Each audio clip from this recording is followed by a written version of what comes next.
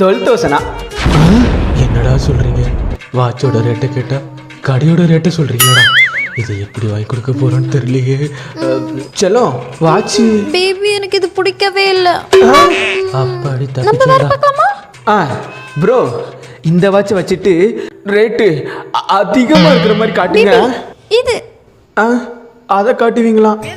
ஐயோ, சர்ப்ரைஸ் பண்ண வந்து என்ன சாணியெல்லாம் விட்டுருவாளோ. இதான் வேணுமா? காட்டுங்க. என்ன இப்படி பார்க்குறான்? இது 18,000 சார்.